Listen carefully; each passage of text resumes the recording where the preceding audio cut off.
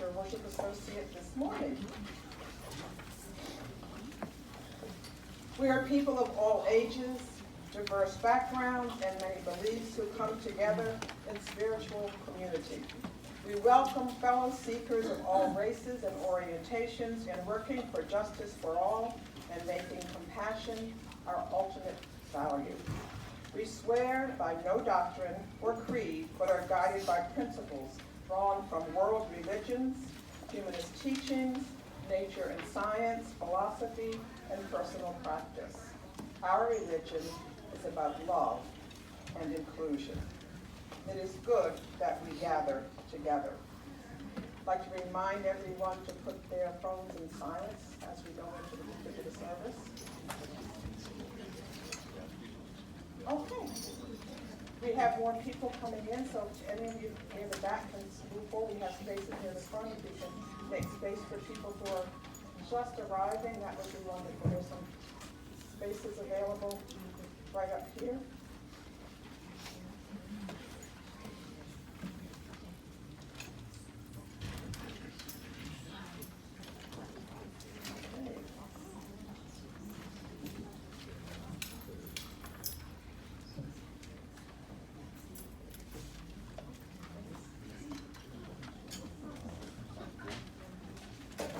We will now have the prelude.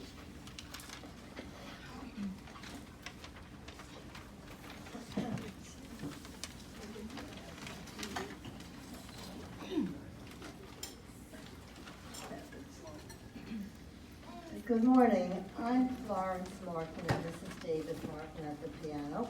It might say in your program that I'm supposed to do something with David, but I had a little accident, and believe it or not, I cut my finger. And when you play the bass, you have all these fingers available for pressing down on the string. And I'm not allowed to do that because there's a little skin flap that's growing back there. So anyway, David's going to do all the playing. When we get to the second song, we're doing two songs, by the way, that kind of promote peace by happiness and love. So when we get to the second song, we want you to join in. I'll give you it's in the program. The words are in the program. It's called When You're Smiling. David will play it through once, and then we will join in and sing with him. That's the second song. Okay.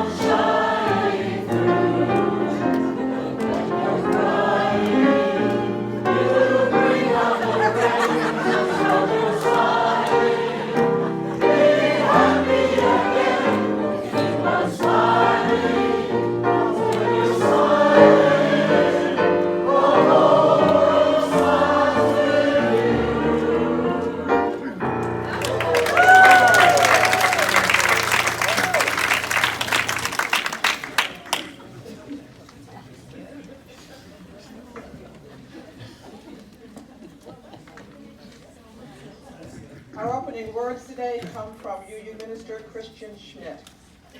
Let us wake up, not just from the Sunday morning exhaustion, from the wish for a few more drowsy minutes in bed. Let us wake up to this world we live in, to its beauty and wonder, and also to its tragedy and pain. We must wake up to this reality that not all in our world have what we do, however much or little that is. We must wake up to the idea that our wholeness, our lives, are only as complete as the lives of those around us, of those we are inextricably tied to in a great web of mutuality, of which all of us are a part. We must stay woke, in the words of our friends and colleagues involved in Black Lives Matter, working every day for racial justice in our country. Let us wake up, let us stay awake, let us stay woke. And now, in this time and place, let us worship together. Thank you so much, Ginger. Good morning, everyone. Good morning. I am Dan Lambert, and I have the honor of serving as the minister of this fellowship. Welcome. It's great to see everyone today. I knew it was going to be a wonderful day when I got up and saw the sunshine and went outside and felt the warmth of the sun on my face. It is just great to be here and to be alive this morning. So thank you for being here. As we light the chalice, we simply remind you that this is a ritual that unites Unitarian Universalists everywhere and calls us together here in this sacred space as we gather in sacred community. The flame of the chalice is a symbol of so many of our values, including truth, knowledge, love, courage, sacrifice, passion, and the light of being together in community. Please join me in reciting the affirmation, which is printed in the order of service, as we light the chalice, signifying our sacred gathering this morning. Love is the spirit of this fellowship, and service is His law. This is our aspiration, to dwell together in peace, to seek truth and love, and to help one another.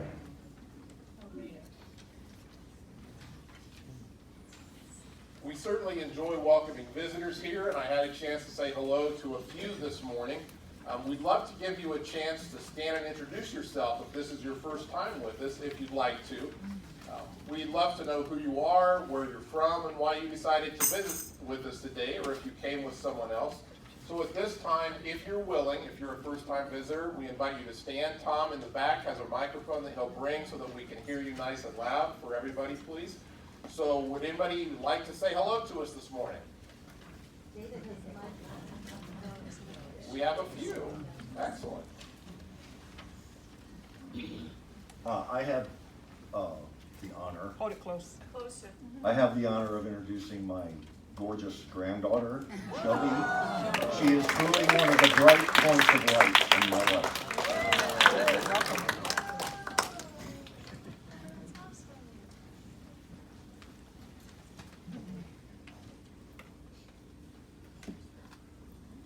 My name is Peggy Stock, and I see someone that I know. Hi, good to see you.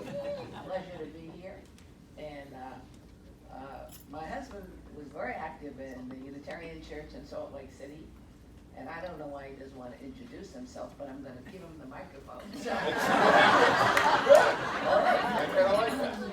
My name is Bob Stock. It's nice to be here. Welcome. It's so great to have you. A couple other hands around.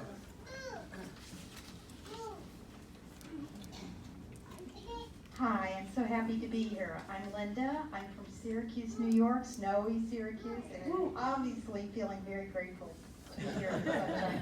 And I'm staying with my good friends Joanne and Dick, And my name is Barbara. I'm friends with Joanne and Dick and Linda, and it's delightful to be here. Thank you for such a nice welcome. I am from New Jersey, and I'm going back to New Jersey on Saturday. I know. Barbara and Linda, it's so nice to have you. Welcome. I think I saw a couple more hands. Hi, I'm Patty Ray, and I'm from Mount Gilead, Ohio, and I have the privilege of being here today with my friends Lindsay Kohlenberg And we met up just recently in Brownsville, Texas, to be part of the Witness and Migrant Protection Protocol, which was an unbelievable experience. I would just like to say that in 3 weeks, I think, we're going to hear from a group who has been there at the border doing some of this work. We're going to have a special Sunday dedicated to that, so I'm excited for that. Go ahead, Mona. I'm Mona, and he doesn't want to talk, but I am thrilled because I was surprised last night when my husband William drove down from Indiana 18 hours and surprised me today for my birthday. I have the surprise for a week, and there's going to be cake out front after the service. An 18-hour drive, that's pretty special. Yeah. I see a couple more visitors. Good morning, my name is Lisette Hoxbergen, and I come from Grand Rapids, Michigan, and I'm visiting your church today because my daughter and son-in-law go to a UU in Portage, Michigan. Wonderful. All right, we have a couple other Grand Rapids area folks here. Hi, I'm Sally Serpico. I'm from Cape Cod, Massachusetts, and I go to the Boston UU. It's lovely to be here. Hi, Sally. We're glad to have you. Wow, is this fantastic? Yeah, it's wonderful to have so many visitors. If you haven't already done so, those of you who are first-time visitors, we do have a welcome table out front by the door where you came in, and you can get a name tag and give us your name and information if you'd like to learn more about us and maybe get our email newsletter and things like that. So we invite you to do that if you haven't already done so. Well, this sounds like a great time to continue to sing, doesn't it? Yes. One of our fun songs with motion is hymn number 100, Peace Like a River. So we invite you to stand and bow to your spirit at this time as we sing hymn 100, Peace Like a River.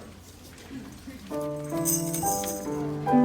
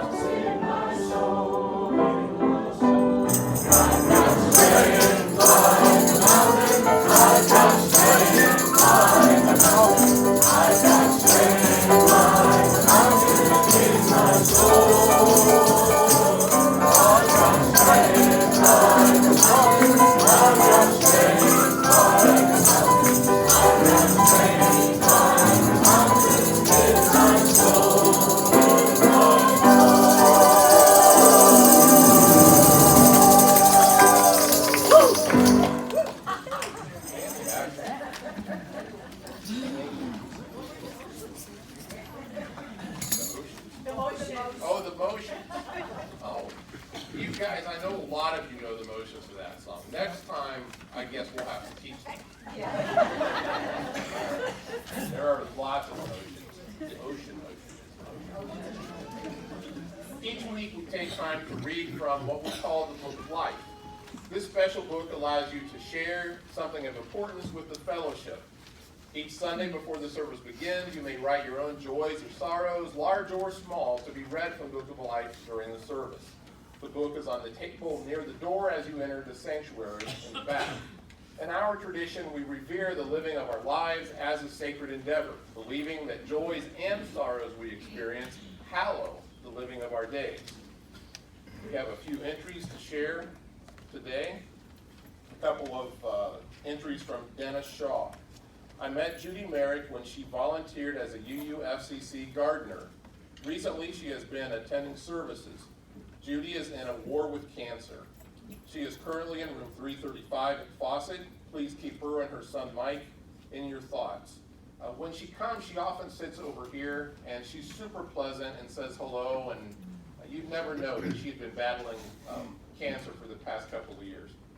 So please do keep her in your thoughts, and if you remember who Judy is, she'd certainly love to have a visit. She's delightful to spend some time with. Also, Sonia Waters is in Bayfront Hospital, Punta Gorda. She had a fall on Friday evening. I've been assured that her injuries are not serious, and we expect her to return to her permanent home at the Life Care Center of Punta Gorda fairly soon. Those again are from Dennis. Can we please have some positive thoughts and healing energy for my spouse Terry? She had nose surgery on Thursday, is in a lot of pain. Thank you and blessings, and that's from Karen Dion, who you're going to get to meet in a couple of moments because they're going to become members today. Terry had nasal surgery or something, right? Yes.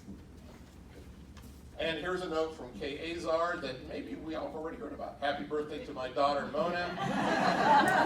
And the blessing of a surprise visit from her hubby Bill, who drove all the way from South Bend to be here.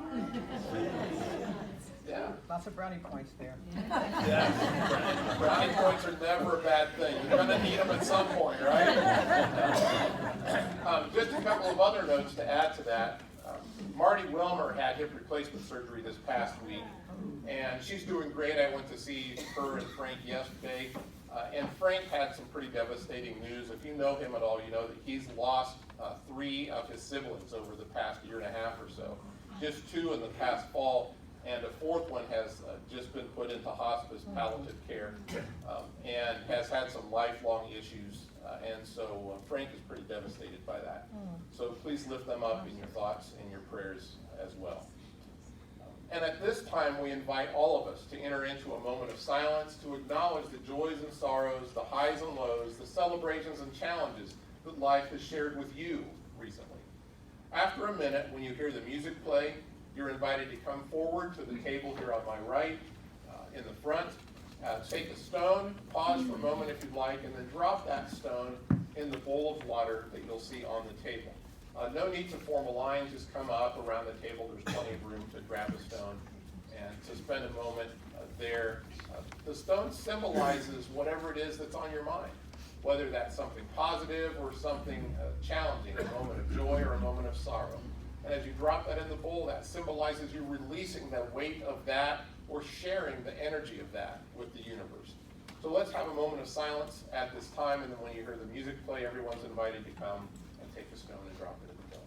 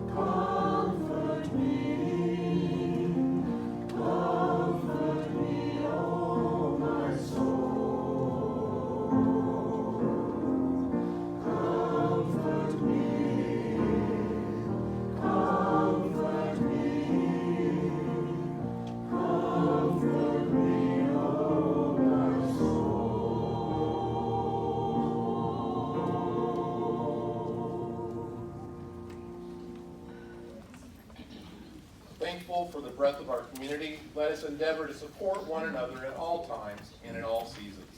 May this congregation ever be a harbor for the heart and a sanctuary for the soul. Amen. It's not in your order of service, but today we have some new members to welcome into our family. And so, Lynn, I'll let you take it from here. Okay. It is my pleasure to be before you as membership coordinator to have this role to welcome the newest members to this fellowship. And may I want to know that at any time anyone can become a member of this fellowship. You just have to speak with Reverend Dan or with me, sign our book. But this ceremony is our public and formal way of welcoming new members. So I'm going to call forward 3 out of 4 of our folks that are going to join this morning: John and Rose Klein, and Terry and Karen Dion. Terry is not with us this morning. Are we expecting company?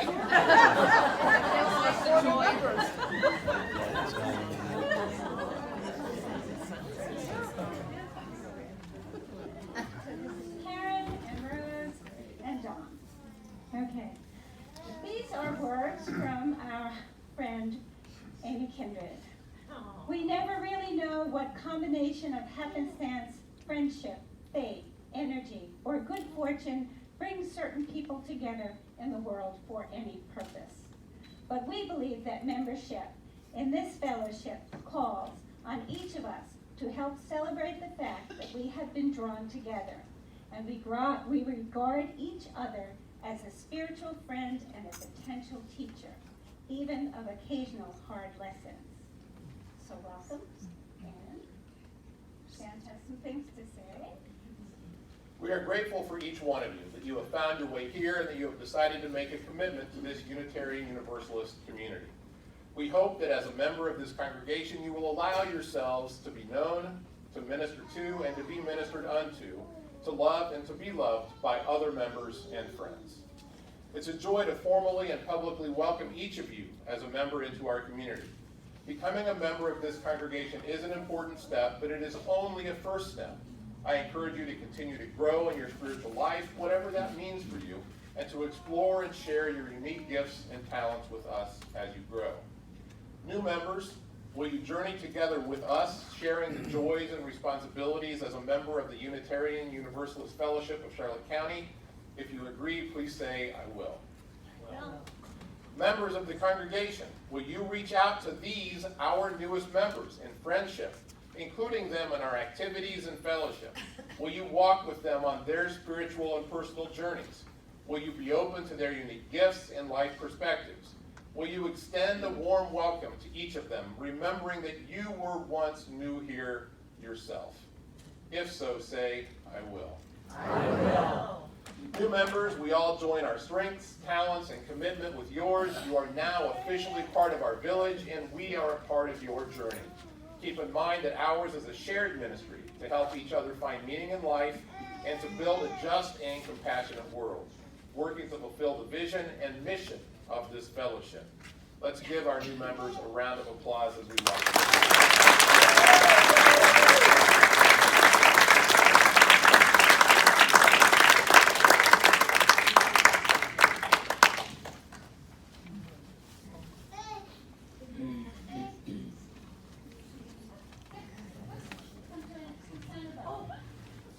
One of the most important goals of the world's faith traditions is to bring humanity closer to the divine by acts of creation and compassion. One of the goals of this fellowship is to encourage all who gather here to grow more and more generous in both spirit and in action. Each week we take an offering that allows us to exercise the all-important generosity of spirit, an offering that supports this congregation and our many ministries. If you are visiting with us today, please do not feel obligated to give. Your presence is gift enough.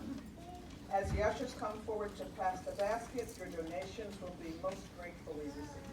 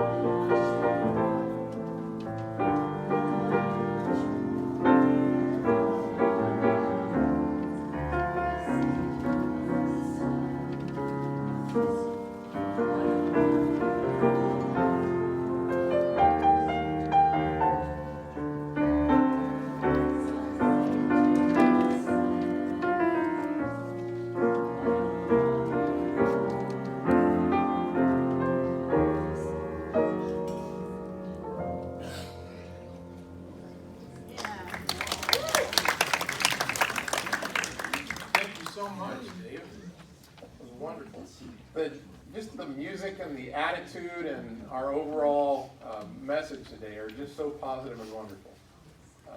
It's just great to be here today with everyone. Honestly, I'm overwhelmed sometimes. And Tom, I saw you messing with the thermostats. You're not making the air conditioner warmer, are you?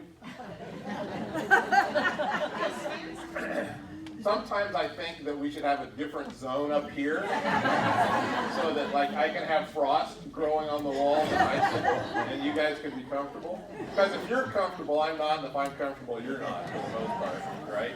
And the fans didn't get turned on. Will you guys like the fans or not? No. Okay, last week we talked about the democratic process, right? No fans today. Well, that was the fifth principle. That was so last week. This week we go on as we preach through our principles, talking about our sixth principle, which is kind of a wordy one. The goal of world community with peace, liberty, and justice for all. And that probably sounds familiar in a few ways. If you've been here a while, if you've been a part of Unitarian Universalism or a part of this congregation, you know that justice for all is an important part of who we are. In fact, it's so important that it's on our sign out front, justice for all. I'd like to take just a moment and consider these concepts individually, and then we'll launch into a couple of other thoughts.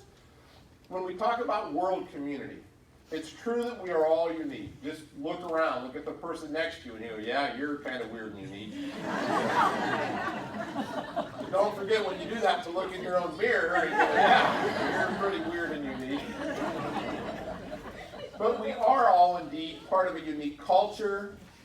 It's even more true that we are part of the human family, a village that spans the globe and encompasses all places and all times. No one person and no one group or culture is better or more deserving than any other person or group or culture. That is the idea of world community. When we talk about peace, peace is the challenge of the absence of conflict in our culture. Absence of one person or group trying to dominate another, trying to step on the necks of others, trying to hold down the voice or the authority or the power of another person or group. Something that we've seen throughout history, all around the world, and certainly we still see in our own culture today. Armed conflict is always disproportionately affecting the middle and lower class. Whenever there are wars, it's not the sons and daughters of the rich that go fight on the front lines. It is those who can't afford to have someone go in their place, those who can't afford to have lawyers cover them, those who can't afford to have a doctor say that I've got fallen arches and I can't go. Domestic conflict knows no class or no culture. It affects all types of people everywhere. Domestic conflict is very unique. Many of us have experienced that or have loved ones who have experienced that. That is one area where the class that you're in, the wealth that you have, the color of your skin, your sexual orientation, gender identity, it doesn't matter. Any of those can be victims of domestic conflict. And we all want to strive for peace in that sense as well. We've talked about liberty quite a bit over the past few weeks. Liberty is freedom. It's freedom to live, freedom to think, freedom to be who we are, freedom to love who we love, freedom to participate as an equal in all aspects of society. And justice is a big part of our DNA. Justice is the work necessary to fight for peace and liberty side by side and on behalf of those who are being and have been denied human rights in any way. Justice is why we show up. Justice is why we demonstrate. Justice is why we write letters and make phone calls. Justice is why we raise our voices to demand change. And justice is why we vote. Justice will be done in 2020 if we raise our voices, if we get our neighbors, our friends, our families, our coworkers, our loved ones out to vote in November. We're seeing this played out all over the country as we watch primaries and caucuses. This is your chance to have your voice heard to have justice done. And it is the group of us in America that does the better job of getting people out to the polls to vote whose voice is heard as the majority. That's the way our democracy works. And then the justice for all. When we talk about justice for all, we know that there is no person, no group, no culture that does not deserve peace, liberty, and justice. It is not enough that I am satisfied. It is not enough that I live in relative peace, in almost absolute liberty. It is not enough that I live with justice and privilege due to who I am, how I was born, and the luck of the draw in many ways. This principle calls us to work to ensure that all people, not just me, but all people, enjoy the same life that I get to. Taken together, this principle sounds lofty at the very least. Utopian may be closer to a better way to explain it and understand it. Even if we agree with this principle and that it can never be fully achieved, it is not a reason to ignore working towards the goals of this principle. We have work to do, not just in our world, not just in our nation, but right here at home in our own community.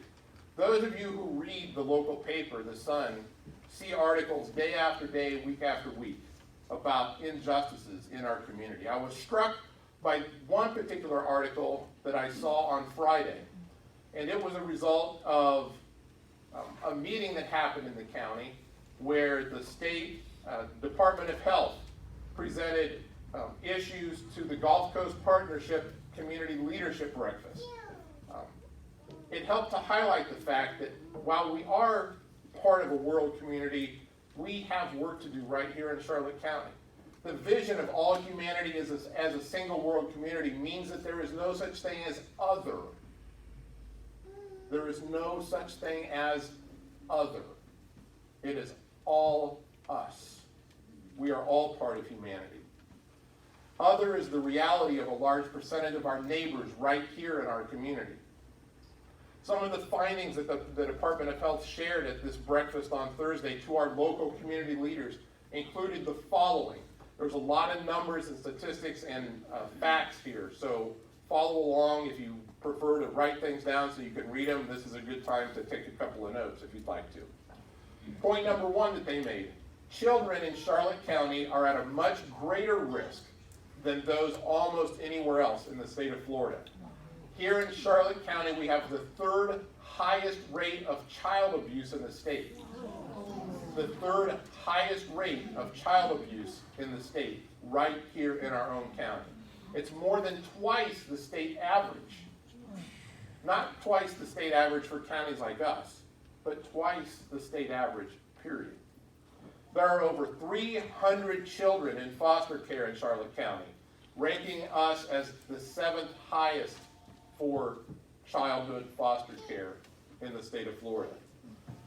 What about the social workers that we hire to help those children? There's something about this region that is extra taxing on them. We have the highest rate of child protective investigator turnover in all of Florida at 69.6%. More than 2/3 of those who want to dedicate their lives in social work helping children can't do it here. It's too much for them. The rate of children with emotional and behavioral disabilities is 3 times higher in this state. 3 times higher, in this county than it is in the state. 3 times higher in Charlotte County than it is on average in the state of Florida. 51% of children screened last year, more than half of the children screened last year for kindergarten in Charlotte County were below the benchmarks to enter kindergarten. These children begin school behind. They begin school disadvantaged. They begin school needing extra help. And right here in our own backyard, we have more kids at risk because of this than almost anywhere else in Florida. There's justice to be done. The second point they made is that in our area, as many of you know, we don't have good access to excellent health care. The county lags behind the state in the amount of available licensed physicians to serve the population. In 2019, there were 404 licensed physicians serving all of Charlotte County for a population of over 173,000 people. In mental health care, the county has 28% fewer licensed psychologists than average for other counties in the state. For licensed mental health care counselors, it's even more stark, with 60% fewer than the state average. The report states that there is an insufficient healthcare workforce in Charlotte County to meet the growing behavioral, social, and emotional health needs for both adults and for children. We have plenty of jobs in Charlotte County, but few careers. It's not the same thing. Retail trade, healthcare, social assistance, accommodation, and food service jobs make up 1/2 of our job sector, but the average annual salaries in those job sectors range from $19,000 to $50,000, which does not meet the government standard for minimum salary requirements estimated to live and work in our community. Fully half of the people who live next door to us, right here in this community, are not making enough money to survive. As a result, 45% of Charlotte County households are under the poverty line. 45%. Part of the problem is transportation. Unlike other regions in the state where a fixed route transit system is supplemented by a paratransit bus service, Charlotte County only has the paratransit model as its sole public transit system. The county's transit service requires reservations to be scheduled days in advance, offering little to no flexibility. And I know that some of you have used that. 32% of survey respondents say lack of transportation is the main reason that keeps Charlotte County residents from seeking medical treatment, and 35% chose transportation options as necessary for a healthy life. The county's community layout and road distribution do not lend themselves to mass transit investments, according to the report. But Charlotte County and Punta Gorda Metropolitan Planning Organization has included expanding transportation choices for everyone in its 2040 long-range transportation plan. And if you keep track of the reports about affordable housing in the county, you know that there are groups working on that, and there are many challenges for that as well. So indeed, there is a lot to do to bring justice for all right here in our own community, in our own backyards, with our own neighbors, the people that you meet and see every day as you're out and about in stores and in restaurants and wherever you go. These folks are in trouble. They're in need of us to help bring justice to Charlotte County. I also recognize that creating a world community with peace, liberty, and justice for all sounds a lot like the verbiage used when the United States was founded, but it was stated and written by rich white men about 250 years ago, when they said for all, they meant other rich white men. They didn't have the inclusive version of that or the ideals that we have. Many, though, have fought long and hard to bring peace, liberty, and justice in the face of fierce and often deadly opposition. We know about the battles to end slavery, to bring equal voting rights for all, which is still an ongoing battle in many parts of this country, by the way. The battle to bring civil rights, which continues, and we are still fighting for many of those. Also, the battles to bring an end to terrible gun violence, ending sexual harassment and assault. The fact that there still exists police violence against blacks and Hispanics and many other minorities, especially males. Health care for all continues to be a fight, and it just is impossible for me to understand why somebody would oppose the idea that health care is a basic human right and not a privilege to be earned.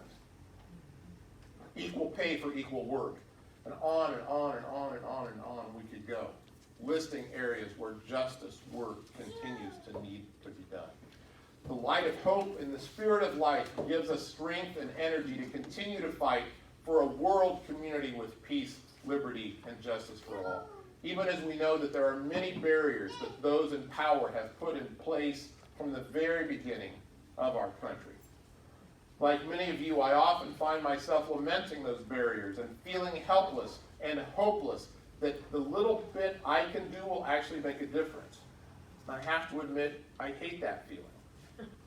I don't like feeling hate. I don't like the I hate it feeling, but I have it when it comes to many of these issues.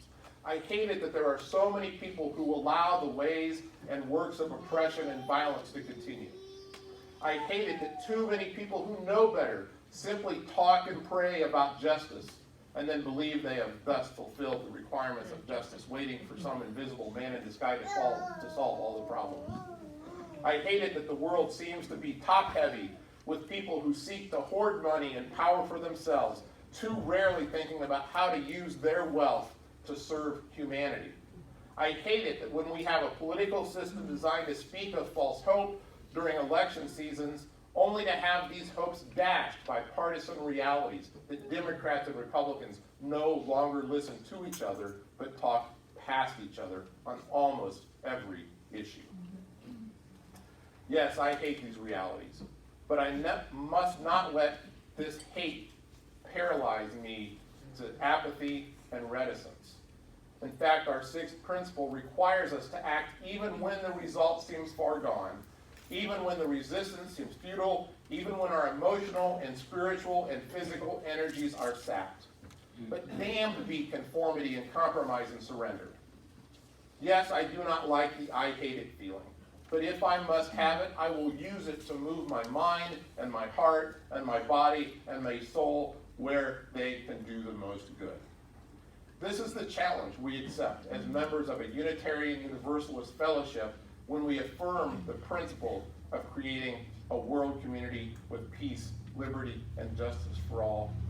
Friends, we've done an awful lot, but there is so much more to do for our world, for the people in Charlotte County who need our help, who need us to stand beside them, stand in the gap for them, and to be allies for all of these aspects of justice that is still to be done. Amen.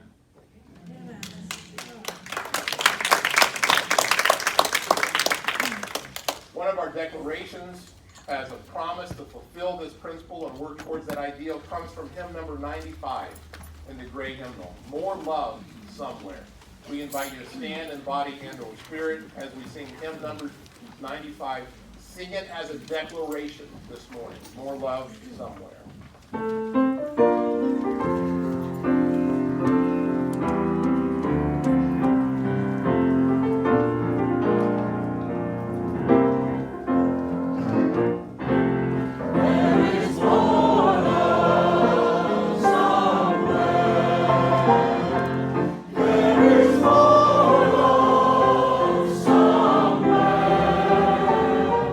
I'm gonna keep on till I find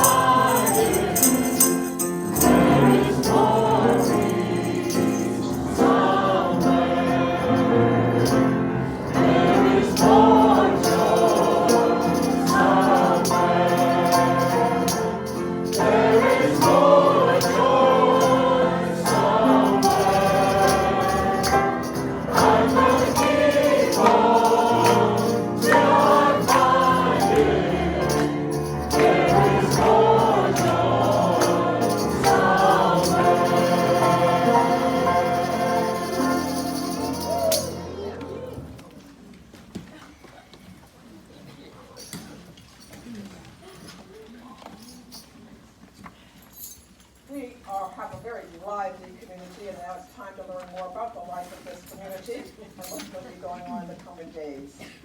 Today is the last Sunday for our current art exhibit. If you would like to purchase a painting or pottery, please see a member of the art committee. If you have purchased a piece of art, you may take it today. So art committee members, would you raise your hand in case somebody needs to find you? Got three here. Debbie back there. Coming up on Saturday, February 29th from 2 to 5 p.m. at Florida Southwestern College Auditorium in Punta Gorda, Florida. Come and hear our future teachers, senators, and active citizens take on immigration debate from both sides of the aisle. These are going to be members of the Model UN from Port Charlotte High School who will be doing this debate, debating both sides. And this is sponsored by the Immigration Justice Committee right here and the Hispanic American Council.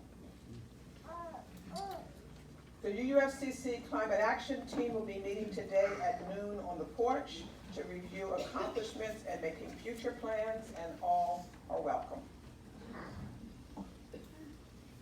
The Social Justice Committee is joining hands with the Ebenezer Food Pantry in Port Charlotte to better provide for the almost 2,500 families per month that they serve. They are working in conjunction with Harry Chapin and are in need of an industrial freezer to store perishable items to distribute.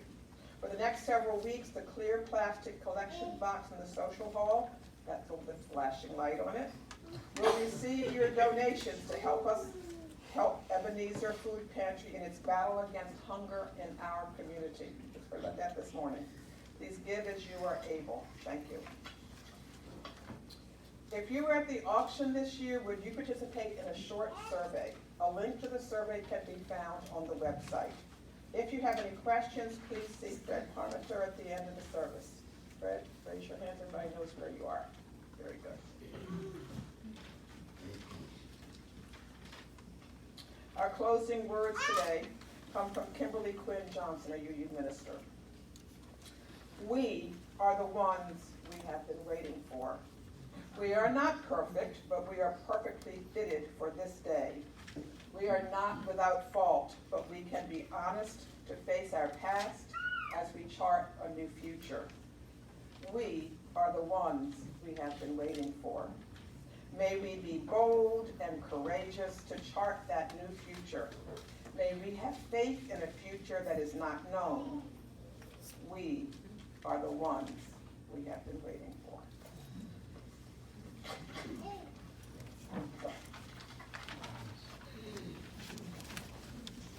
We extinguish the chalice, but not the light of hope until we meet again.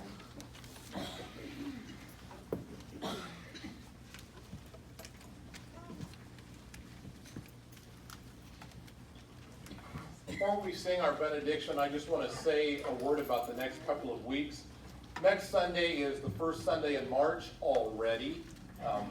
And we, of course, will have our regular potluck, but it also is our kickoff for our annual pledge drive. And so we're going to have a celebration next Sunday. We're going to celebrate the things that this congregation does, the many ways we impact the community and our world, many of our accomplishments. And we're going to have an extra large potluck, which of course we can only have if y'all bring more food. And more of you stick around to enjoy with us. And to add to the fun and excitement and celebration, we have music coming, courtesy of Miss Katie Brown, and we're super excited about that. We also want to try something a little bit different with the potluck next week. We're going to have a special table designated for dishes that are especially vegan or gluten-free, and we have a couple of folks that have volunteered to make sure that's going to happen. So some of you I know don't like to stay for the potlucks because there's not enough vegan dishes or gluten-free dishes. So please stick around next week, but also make something to bring and share. Some of us might actually like foods that are vegan or that are gluten-free and not even know it yet. So it'll be great to have some things to sample for that. And then in 2 weeks, when we talk about the seventh principle, we're going to do a blessing of the animals.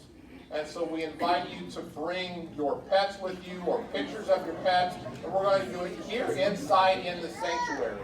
So I mean, unless you have a pet elephant somewhere, I think anything else is welcome, probably, as long as they're well behaved, and most of your pets are better behaved than you are. So I don't know that that's going to be an issue. So now this is a great time to sing together our community benediction, number 413, the lyrics of which you'll find in the order of service. Let's sing together.